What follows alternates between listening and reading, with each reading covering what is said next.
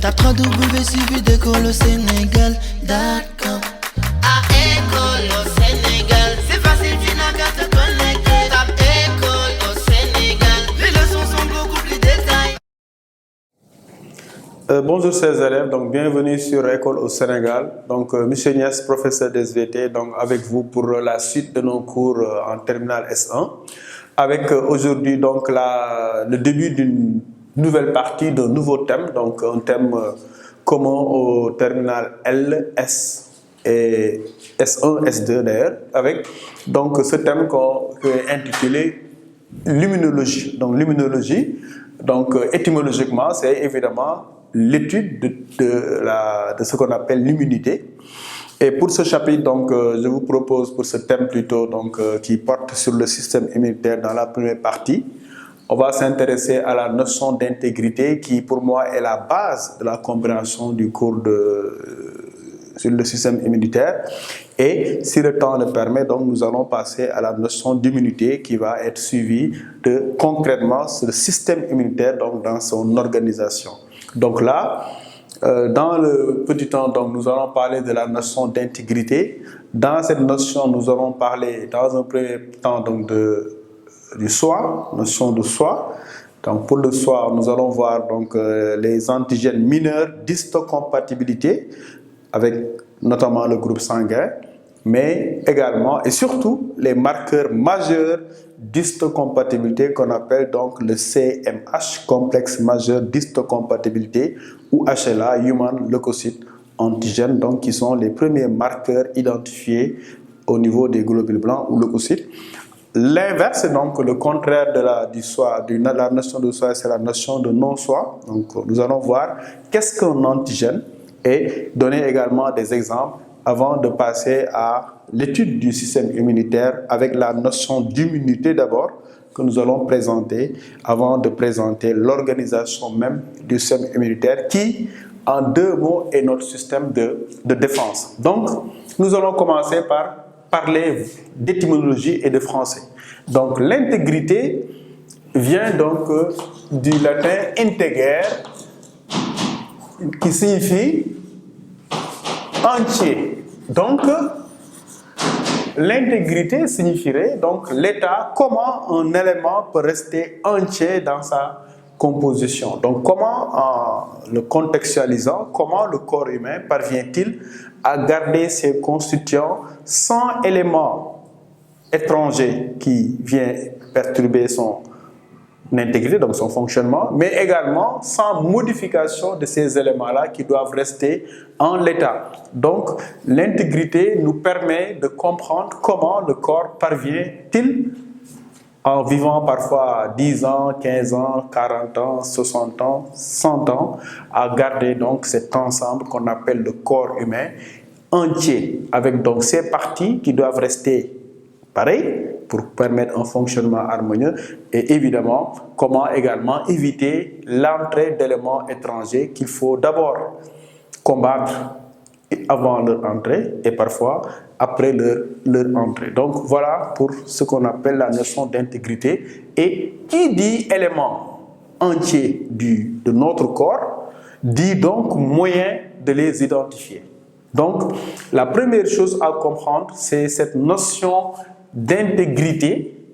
Il y a d'abord ce qu'on appelle le soi. Donc, notion de soi.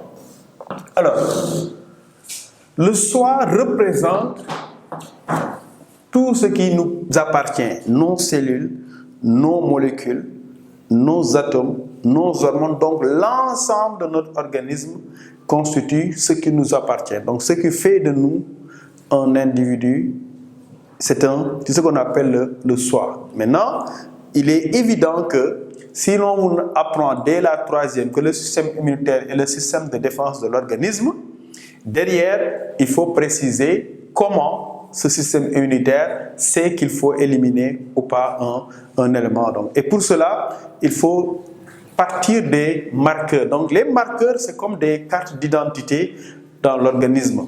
Les premiers marqueurs sont ce qu'on appelle les antigènes. Les antigènes mineur d'histocompatibilité. Antigène mineur d'histocompatibilité. Alors, ces antigènes mineurs, le premier exemple, c'est le cas des groupes sanguins. Donc, dans le cas des groupes sanguins, les gens doivent comprendre en terminale S1 qu'il y a deux types de marqueurs. Donc, il y a des antigènes A, qui sont des marqueurs A, donc on appelle des agglutinogènes, et des agglutinogènes ou antigènes B. Donc, antigène par rapport à un élément, un individu étranger qu'il a. Alors, ces antigènes-là sont responsables de ce que vous entendez comme groupe sanguin, à savoir donc le groupe A et le groupe B, le groupe AB et le groupe O. Donc, ça nous fait distinguer quatre plutôt types d'individus par rapport à leur groupe sanguin.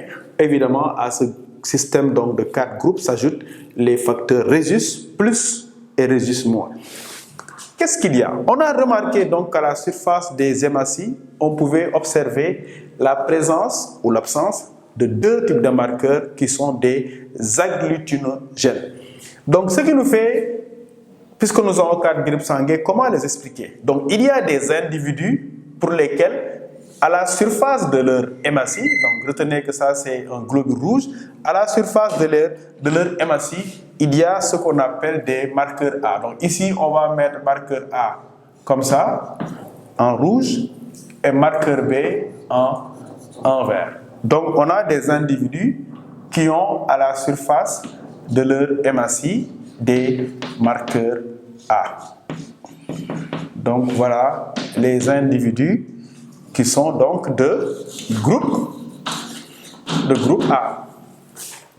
Ensuite, il y a des individus qui, donc, au niveau de leurs hématies, ont des marqueurs B.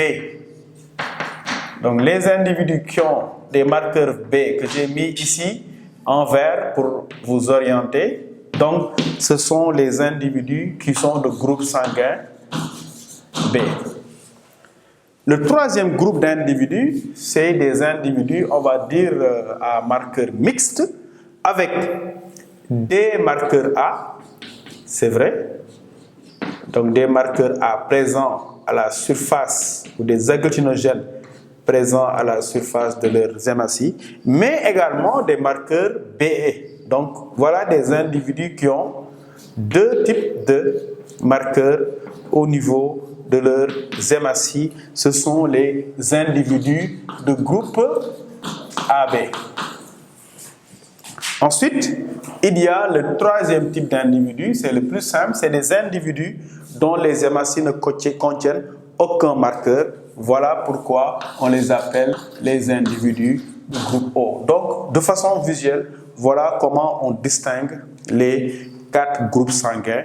Alors, ces 4 groupes sanguins déterminent 4 catégories de personnes par rapport notamment à ce qu'on appelle le don de sang. Et par rapport à ce don de sang, il faut savoir utiliser le graphique suivant. Ce graphique, donc, c'est A, ou plutôt ici O, AB, ici A et B. Donc, ce graphique nous permet de savoir qui peut donner du sang par rapport à la compatibilité, justement parce que les marqueurs peuvent être les mêmes ou différents. Donc, voilà le graphique qui, de façon simple, permet de comprendre qui peut donner du sang à qui. Donc, comme vous le voyez, avec ce graphique, nous voyons que le groupe O peut donner du sang à du groupe O. C'est logique. Donc, cette flèche au-dessus, ce qu'elle signifie. Elle signifie que le groupe O peut donner au groupe O.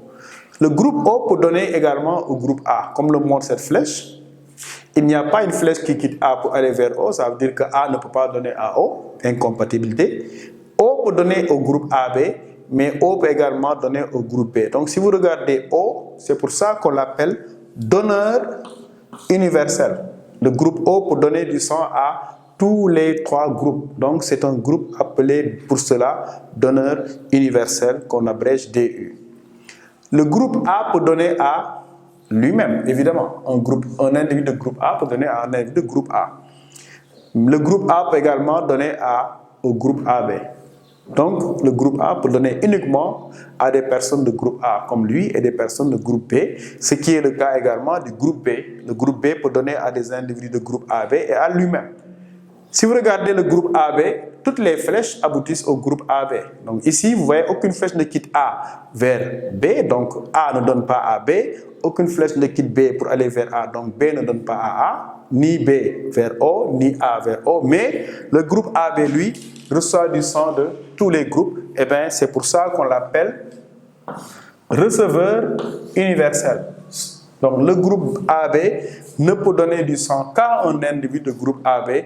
Et ça, c'est la conséquence directe de la présence de sang, entre guillemets, visuellement pareil, mais immunologiquement, c'est différent. Donc, les groupes sanguins montrent qu'en réalité, même une maman peut être incapable de donner du sang à son propre fils ou à sa propre fille, ce qui remet en cause évidemment beaucoup de croyances. Eh bien, cela veut dire donc simplement que le sang est le fruit d'un brassage génétique entre donc l'ADN du père et l'ADN de la mère. Ce qui est constant, c'est qu'on peut avoir des enfants et ne pas être capable de leur donner du sang. Il est même possible qu'un enfant soit d'un groupe incompatible et pour son propre et pour leur propre père ou pour sa propre maman. Donc, cette possibilité, pour la retenir, il faut retenir donc qu'il y a des marqueurs ou des antigènes mineurs d'histocompatibilité qu'on appelle les agglutinogènes A et les agglutinogènes B, et qu'il y a, pour me résumer, 4 possibilités. Vous avez le marqueur A, vous êtes du groupe A. Vous avez le marqueur B, vous êtes du groupe B seulement. Vous avez les 2 marqueurs, vous êtes du groupe AB.